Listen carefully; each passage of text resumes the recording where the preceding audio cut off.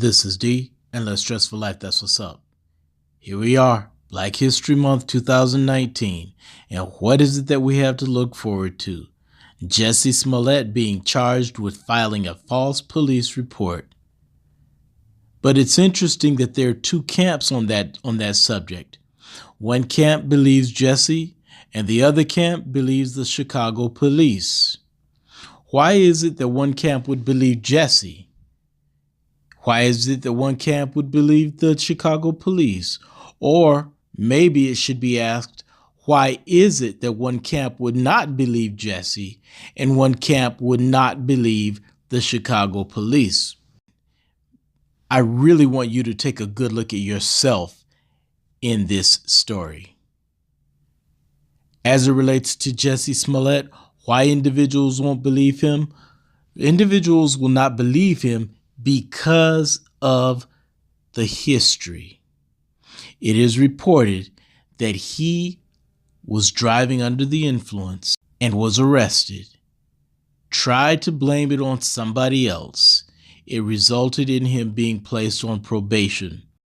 Some individuals will say, once you do something like that, it's just automatic that down the road, you're going to get yourself involved in more stupidity. And if it is true, what he's being accused of, that's more stupidity. Hiring somebody to beat you up and beat you down, that's stupidity. That's something for one of those primetime shows like, what is one of those shows called? Franchise or Music Mogul, some stupidity like that.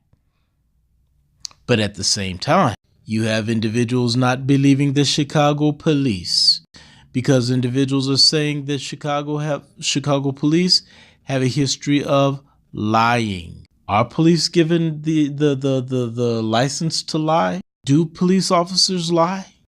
I don't know. But what I do know is that if anybody is playing fast and loose with the law by lying, it's just a matter of time before it goes down a slippery slope to more stupidity and very treacherous activities. But let's go back to Chicago police and Jussie Smollett. Some individuals will say, well, Chicago police have a real bad history with black folk. Is that true? Well, since we're in Black History Month, I might as well read a quote from Dr. Martin Luther King. This is when he visited Chicago back in 1966 and was on a peaceful demonstration march. He stated, by the way, this is after he was hit in the head with an object, I think a brick.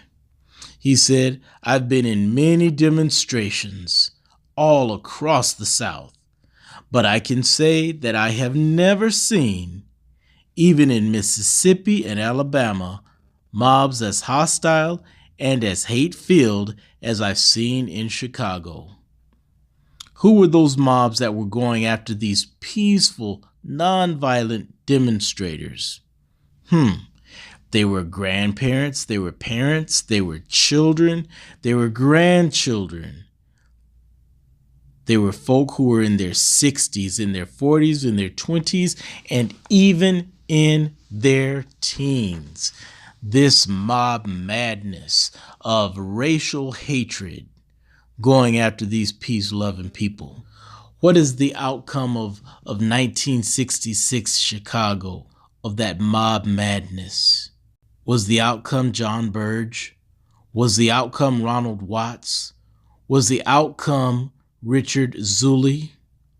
Or was the outcome of that mob madness, that racial hatred, the Illinois Commission on Capital Punishment? Was the outcome of that mob madness the Illinois Torture Inquiry and Relief Commission? My brothers, my sisters, let me tell you, there have been hundreds and hundreds of millions of dollars paid in settlements because of police officers from Chicago, from the 70s, from the 80s, and even from the 90s. You can even see that the UN, Amnesty International, got involved. But like I said earlier, this is much less about Jussie Smollett. This is much less about Chicago police. I hope you learned something from them. That is, if you have a history of not being believed because of your unbelievability. If your behavior can be seen in what is alleged of Jussie Smollett, if your behavior can be seen in what is alleged of Chicago Police Department, then I really want to hit you with these three things, and then I'm going to let you go.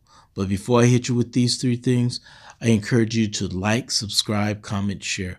Also, click the notification bell so you can be notified of our next video. And of course, be sure to go to www.destressmethod.com for more resource information. Once again, my brother, once again, my sister, Jussie Smollett, Chicago police have been accused of some crazy things.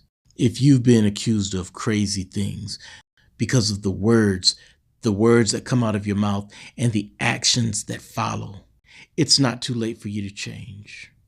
Let me hit you with these three things that can help you so that there can be a change. Number one, you have to own your mess. You have to be honest about your mess. You have to be honest about the person that you see in the mirror.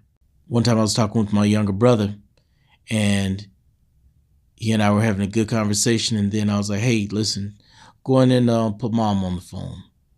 And before he put mom on the phone, he said, hey, listen, let me tell you, no matter what mom says, I'm doing good in school. Now right there, he wasn't being honest with himself. He wasn't being honest with that person in the mirror. He was not owning his mess. So once again, I say, number one, own your mess. Number two, change your mess. If you can make restitution, make restitution. Make direct restitution. But if you can't make direct restitution, this is something that can truly suffice. Stop the stupidity. Stop the mess that you're involved in. Number one, own your mess. Number two, change your mess. Number three, don't go back to your mess.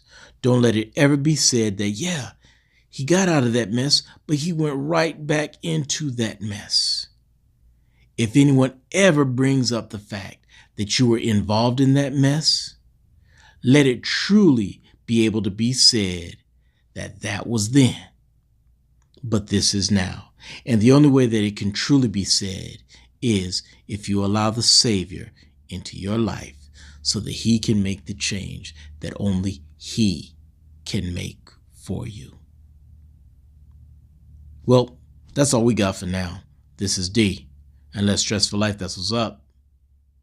Peace.